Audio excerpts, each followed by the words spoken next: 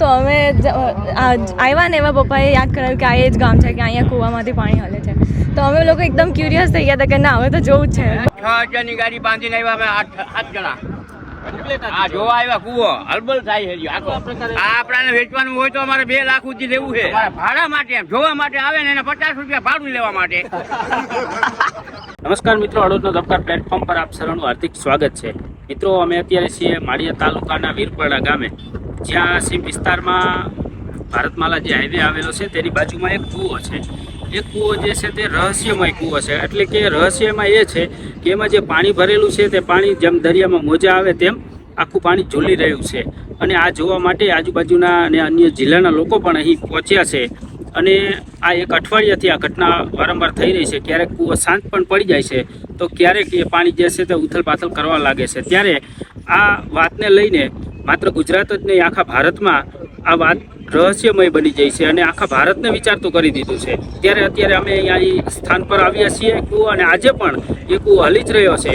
અને અહીં અગાઉ અધિકારીઓ આવેલા હતા અને એમને અનુમાન લગાવ્યું હતું કે અહીં પાણીનું નીચે દબાણ હોવાથી આ કૂવો હલી રહ્યો છે. જોકે આ કૂવાનું આપણે ઊંડાઈ જોવા જઈએ તો માત્ર 18 જ ફૂટ છે અને 2 મહિના પહેલાં જ આ કૂવો બનાવ્યો છે. અને આની આજુબાજુમાં 15 કિલોમીટર સુધીમાં ક્યાંય એક પણ કૂવા જાજા છે, પરંતુ એક પણ કૂવામાં ક્યાંય પાણી આ પ્રકારે હલતું નથી જોવા મળ્યું. આ એક જ માત્ર કૂવો છે કે જ્યાં આ પ્રકારે પાણી હલતું જોવા મળી રહ્યું છે.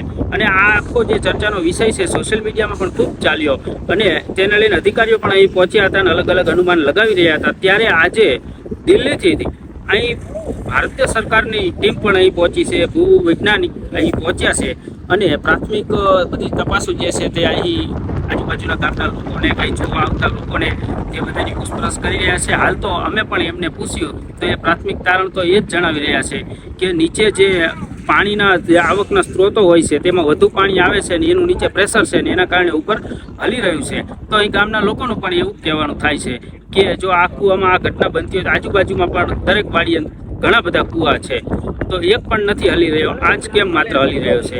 આવો સાંભળીએ અહીં જોવા આવેલા લોકો કયા કયા વિસ્તારના છે અને તે લોકો શું કહી રહ્યા છે, તેમજ સ્થાનિક લોકો શું કહી રહ્યા છે. મિત્રો, આ વીરપરડા પાસે જે કૂવામાં જે પાણી હલતું જે જોઈ અને ઘણા બધા લોકો અહીં જોવા માટે આવ્યા છે અને આ સોશિયલ મીડિયામાં આ કૂવો છવાઈ ગયો છે. ત્યારે દૂર દૂરથી લોકો અહીં જોવા માટે આવ્યા છે. તેમજ એક મિત્ર આપણી સાથે છે. શું કહેશો તમે? અહીં અત્યારે હાઈવે પર કૂવો જોવા માટે આવેલા છો. અમે અત્યારે હાઈવે ઉપરથી જ પસાર થઈ રહ્યા હતા. આમરણ ગામે અમે જઈ રહ્યા છીએ. ત્યાં અમે રસ્તામાં જોયું કે પબ્લિક રોડ ઉપર ખૂબ બધી ઊભી થઈ ગઈ છે. અને વીરપરડા ગામ છે એટલે કંઈક અલૌકિક સોશિયલ મીડિયા દ્વારા અમને જાણવા પણ મળ્યું હતું કે આવી રીતે કૂવામાં વેવ્સ આવે છે. હવે કૂવામાં નીચે રોડ ઉપરથી નીચે મેં ઉતરીને જોયું તો ખરેખર જે જીવનમાં ક્યારેય જોયું ના હોય એવો આપણને જોવાનો લાવો મળ્યો છે. અત્યારે તમે ક્યાંથી જોવા આવ્યા છો? હું અમદાવાદનો છું અને મારું વતન આમરણ છે, એટલે હું આમરણ જઈ રહ્યો છું. બરોબર. અહીંથી પસાર થતા હતા તો આ યાદ આવી ગયું કે હા, વીરપરડા કૂવા જાય છે. હા, જોયા પછી શું લાગ્યું? શું કઈ કારણ હોઈ શકે? કારણ તો શું છે હજી આપણને જાણવા મળ્યું નથી, કેમ કે સોશિયલ મીડિયા ઉપર ને દરેક ન્યૂઝ ઉપર બધે અલગ અલગ પોતાની જે હોય બધું બતાવે છે, પણ હકીકત શું છે હજી ચોક્કસ આપણને જાણવા મળ્યું નથી. પણ આજ નહીં તો કાલ ચોક્કસ આપણને જાણવા મળશે, કેમ કે રિસર્ચ કરવાવાળા ઘણા બધા એવા છે જે પોતાનું અનુમાન લગાડે છે. ભવિષ્યમાં આપણને જાણવા મળશે કે શું છે. અગાઉ તમે ક્યાંય કૂવામાં આવી રીતે પાણી જે હલતા જોયેલું? નહીં, ક્યારેય નહીં. પહેલી વાર જ આવી જીવનમાં જોવા મળ્યું છે. નવી જ ઘટના છે. હા, અને ક્યાંય બીજે ક્યાંય આવું જાણવા નથી મળ્યું આપણને. બેન, શું કહેશો તમે? અહીં પહોંચ્યા છો કૂવો જોવા માટે, શું લાગ્યું? અમે રસ્તા પરથી જતા હતા તો અમે આવ્યા ને એવા પપ્પાએ યાદ કરાવ્યું કે આ એ જ ગામ છે કે અહીંયા કૂવામાંથી પાણી હલે છે. તો અમે લોકો એકદમ ક્યુરિયસ થઈ ગયા હતા કે ના હવે તો જોવું જ છે. બસ તો અમે આવ્યા છીએ તો જોતા જ જઈએ. તો બસ આવી રીતે આવ્યા અને જોયું તો સારું. તો આ કૂવામાં જે પ્રકારે પાણી હલે છે તેને જોવા માટે દૂર દૂરથી લોકો અહીં પહોંચે છે. જો કે આનું શું રહસ્ય છે તે તો હજી તપાસ બાદ જ ખ્યાલ આવે. અહીં અન્ય લોકો પણ જોવા માટે આવ્યા છે, તેમની સાથે પણ વાતચીત કરવાનો પ્રયત્ન કરશું. કાકા, શું કહેશો તમે?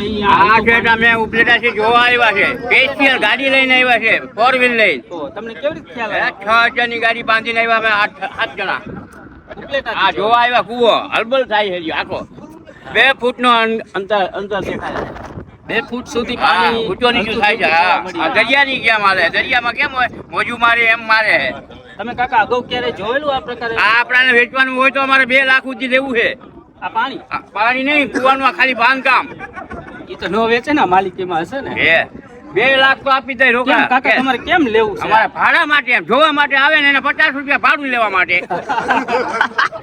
બરાબર છે ને આમાં કમાણી છે ખમાણી છે હા હમણાં કેબિન મૂકી દે જોવા માટે કાકાએ જમાવટ પાડી દીધી 2 લાખ રૂપિયા કાકાએ કીધું કે આ અમારે વેચાતું પણ લેવું છે 2 લાખ અને 50 રૂપિયા ફી રાખે છે પણ હાલ તો જો કે આ માલિક જે છે વાડી માલિક એ પણ ઉધાર દિલનો હશે કારણ કે લોકો માટે એમણે જોવા માટે મેકેલું છે અહીં વીરપડ ગામના સ્થાનિક આપણી સાથે છે ખાસ તો શું મોટા ભાગે બહારથી બધા લોકો જોવા અને આવતા હોય છે એટલે ખાસ વધુ ગામ લોકોને ખ્યાલ હોય એટલે આપણે સ્થાનિક જે છે અહીં શું નામ તમારું લોખંડભાઈ બાંબુઆ રોકડભાઈ તમારું આ જ ગામ ગામ શું કહેશો આ વાડી કોની છે મારી બ્રાઉન સાદરિયા એ અહીં વીરપડના હા બિલકુલ છે આ પાણી આ રીતે હલતું છે જોવા મળી રહ્યું છે શું કહેવાનું થાય છે તમારા ગામ લોકો ગામ લોકોનો એ કહેવાનું થાય કે આમાં વેમ હતો કે આપણે કૂવો રિચાર્જ થાય પણ રિચાર્જમાં કાલે બંધ કરી નાખ્યું તો પછી પાણી પાછું 2 ફૂટ જેટલું ઉપર જાય નીચે આવે હા અત્યારે હાલમાં પણ આપણે જોઈ શકીએ છીએ એટલે આમાં તો જે હવે જે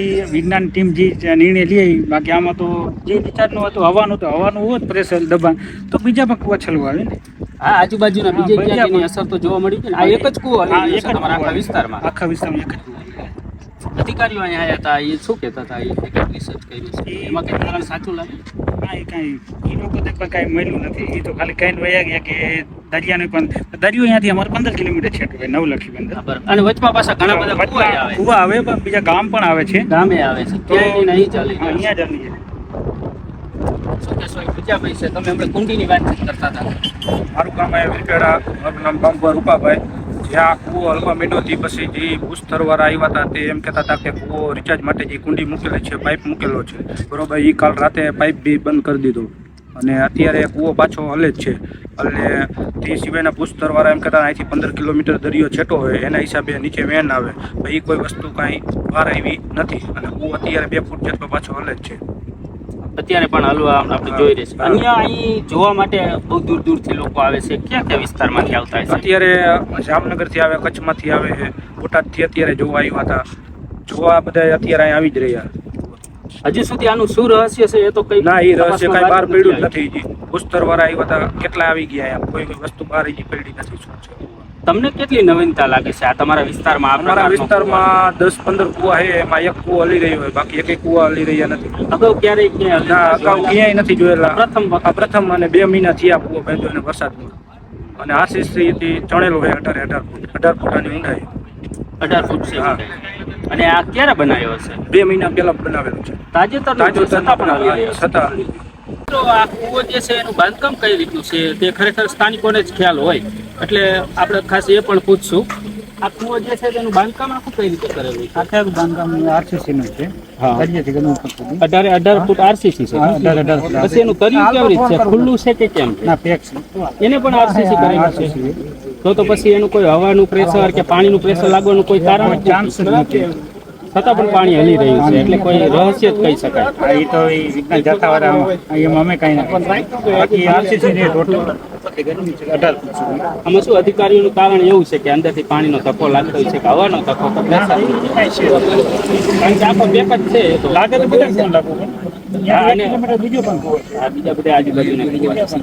એ કાંઈ છે નહીં એ તો હવે વિજ્ઞાન હા, એ તો એ લોકો જ તપાસ કરીએ છે.